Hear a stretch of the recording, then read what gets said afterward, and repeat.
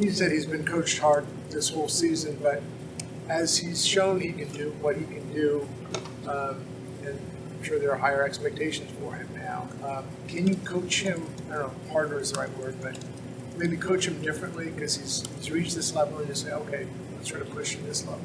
Yeah, you see what a guy's capable of, and I mean, you don't want to keep asking guys to do stuff they can't do.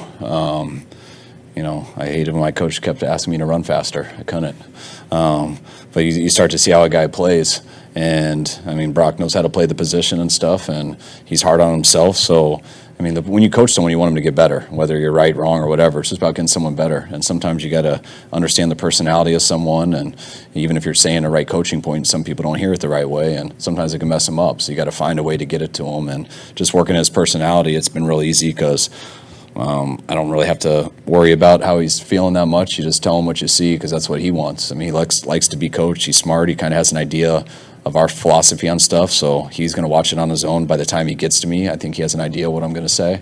But the more he plays, the more stuff that comes up, and I don't care how good a quarterback plays.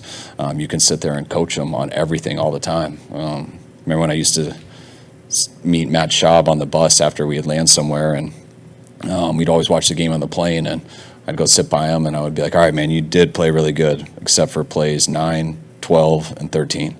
And he'd always go, well, what about the plays I played good on? I'm like, those don't matter. That's what we expect, and that isn't. I mean, but when you have guys who just want to be coached and you don't need to tell them 10 compliments before you tell them a coaching point, then it's a lot more fun, and I think that's how he gets better. What was your 4.2. I was raised by a coach, and so every single time that the 40 came up in spring, my hamstring was too tight to run it 5 years in a row. So I would never let anyone get that on paper. But I was always good enough to run the shuttle. Kyle, there was on the 1st and 10 play, I think it was the last touchdown drive, when Purdy avoided the sack, they had the pressure coming from his left side, and he kind of flipped around, threw the ball out of bounds. Looked like he missed the hot read, but he ended up with a play that, lived to see another down, basically, kind of situation. As a coach, when you have a young player like that, as smart as he seems to be, do you correct that one a lot, or do you let it go and don't want to cloud his mind too much, given where you are in the season? No, you always correct that stuff. I mean, especially when they're bringing someone that you don't have a blocker for. That stuff can change based off of where our center is sliding, which sometimes you don't always know coming out of the huddle. That can be on a number of things, where we position our hot routes, where the motions are, where a player is we're trying to go to, where we think the blitz is going to.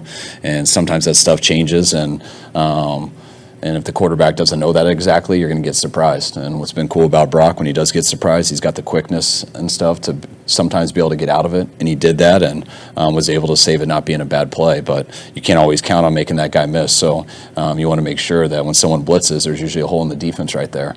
And that's usually where a hot throw is. And if you know that and you can decisively replace that blitzer, you're going to get into someone's hands with usually time to run. And that's the way when they do that on 1st and 10. Usually it's 2nd and 2 instead of 2nd and 10, and that's what you're going to always do. And when it doesn't work, you're glad he's got other clubs in his bag.